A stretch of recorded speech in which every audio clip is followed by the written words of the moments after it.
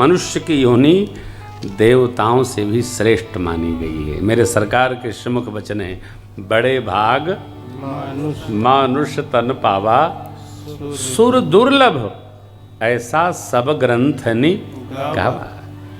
ये मानव योनि देव योनि से भी श्रेष्ठतम है। हम पुण्य करके देव योनि तक जा सकते हैं, जाना ही नहीं है। यदि ऐसा स्वभाव है कि केवल हमको हमारी ही चिंता रहती है तो हमको देवता योनि में क्यों जाना। हमको वेद भगवान कहते हैं मनुर्भव। वेद भगवान जातिगत वर्गीकरण नहीं करते हैं, क्या कहते हैं? मनुर्भव। मनुष्य बनो,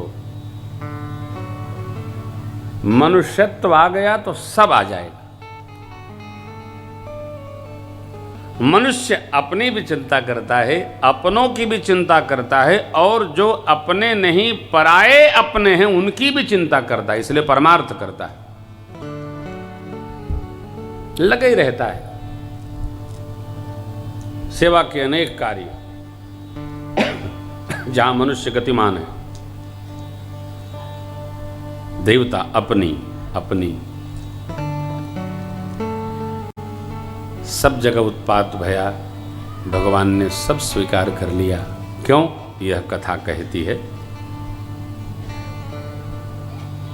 धरती पर परमात्मा भी मनुष्य का शरीर धारण करेंगे तो उनको भी सुख दुख संपत्ति विपत्ति से दो चार होना होगा।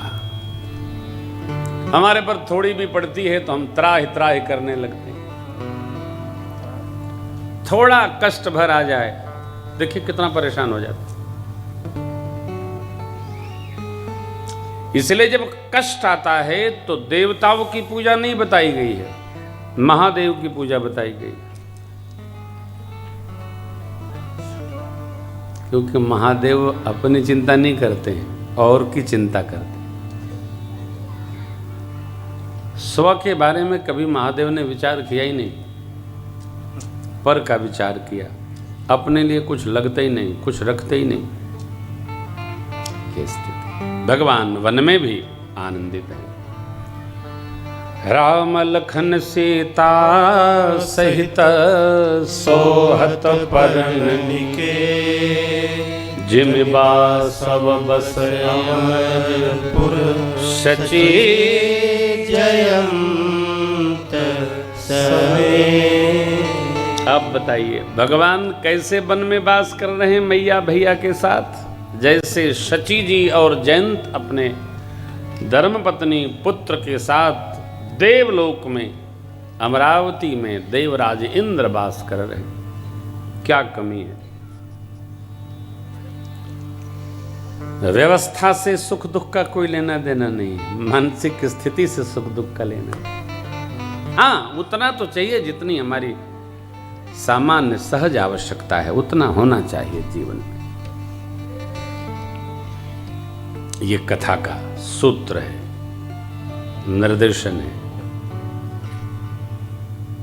देवराज इंद्र अमरावती में शची मैया और जयंत के साथ रहते हैं। ऐसे प्रभु पर्णकुटी में मैया और भैया के साथ आनंदित रहते हैं।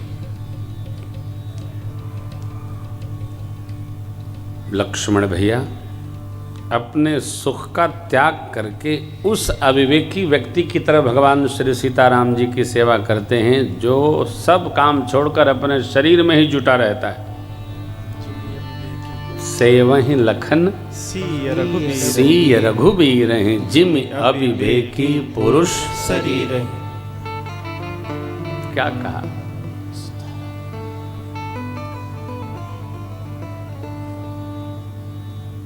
शरीर का भी संहार करना चाहिए, लेकिन उतना जितना आवश्यक है। सबको सुख बढ़ाते प्रभु हमारे वन में वास करते हैं।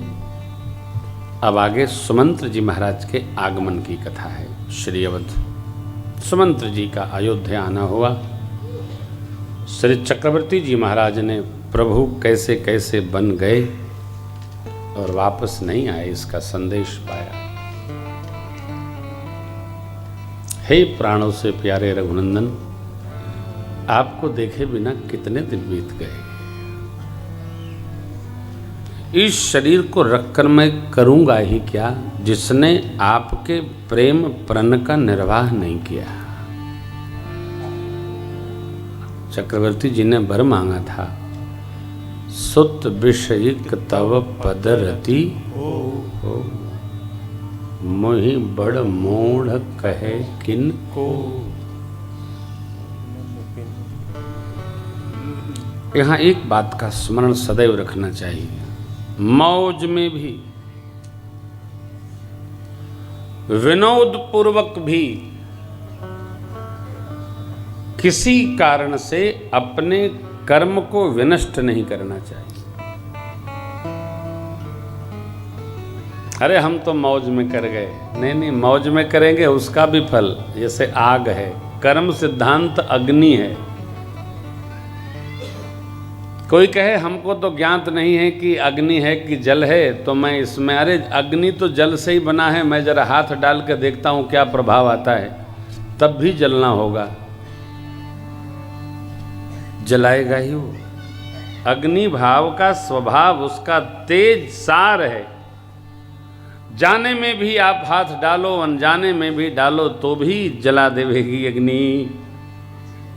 उसी प्रकार कर्म सिद्धांत हंसी में बन जाए, मजाक में बन जाए, विनोद में बन जाए, व्यवहार में बन जाए, अनजाने में जाने में कैसे भी यदि कर्म बना तो उसके फल को स्वयं को भोगना पड़ेगा ही, कोई काट नहीं सकता। लक्ष्य बनाकर श्रवण जी को चक्रवर्ती जी ने बाण नहीं मारा था, अनजाने में। देखें शब्द वेदी क्या करता है, कर गया। जानकर किया गया कर्म अथवा अनजाने में भया कर्म, इन दोनों का फल अपने ही पास आएगा। मैं किसी कथा में किसी को डराता नहीं हूं, ये सिद्धांत है इसलिए कह दिया। कर्म खराब होना ये हमारे बस में है, क्रियमाण केवल हमारे बस में है, न प्रारब्ध बस में है, न संचित होने वाला हमारे बस में है, वो स्वतः होगा। हम क्रियमाण को संभाल सकते हैं। कोई हमारे तरफ बढ़ रहा हो, हम उसको आने न देना चाहें तो गड्ढा खोद दें कि वो गिर जावे, ये उपाय नहीं है। सन्मुख कह दे भैया आप इधर आए जाए न करो, समाप्त हो गया मार्ग। आने का, जाने का, लेने का, देने का, उठने का, बैठने का, बैठाने का, खाने का, पीने का, ये सब कर्म व्यवहार है। चक्रवर्ती जी महाराज को महाराज ऋषिवर शांतवन और माँ ज्ञानवंती श्रवण कुमार के पिता माता थे, तो माँ तो बोली नहीं, पिताजी ने कहा मैं आपको इतना ही कहूँगा कि मुझे कितना दुख हो रहा है। जब इसी प्रकार की घटना आपके जीवन में होगी तो आपको इस बात का बोध होगा। शाप नहीं दिया, और इतना कहना बहुत है कि आपके साथ ये घटना घटेगी तो आपको इसका बोध होगा कि मैं पिता हूँ, ये मेरी अर्धांगिनी है, तो हम दोनों कितने दुखी हैं। कर्म बिगड़ा तो भुगतना पड़ेगा साहब, कर्म फल बेवेयर, सबको सावधान। ये अपने बस में है इसलिए सावधान। प्रारब्ध कर्म अपने बस में नहीं है, क्रियमाण से ही संचित होकर आगे बनेगा, इसलिए क्रियमाण केवल बस में है। तो कर्म को हम संभाल के चलेंगे, हमारा आनंद होगा, बहुत आनंद मंगल होगा। यही इस चरित्र का वैशिष्ट्य भाई। केवल भरत भैया यही संभाल लिए। चक्रवर्ती जी महाराज राम राम कहे राम कहे राम राम कहे राम, तनु परि हरि रघुबर बिरह राव गयो सुधाम। तो चक्रवर्ती जी महाराज की जय। जियन मरन फल दशरथ अंडयन कयमल जस जियत राम विधु बदन निहार राम विरह करि मरन समार। माताएं विलाप कर रही हैं। गुरुदेव भगवान आए, सबको संदेश किए, शोक से वापस किए, शांत भय सब लोग। तेज धावक अश्व को कई के देश भेजा गया। भरत शत्रुघ्न जी को बुलावा के लिए बुला कर लाए। मध्य में बड़ा विचित्र उत्पात है श्री अवध में। भरत भैया को सबसे पहले दासियां कई अम्बा के कक्ष की ओर ले गई, क्योंकि श्री राम प्रभु का यह समय माँ के पास रहने का था। कई माँ ने सहज व्यवहार किया। क्यों? उनका मन माया के हाथ में है।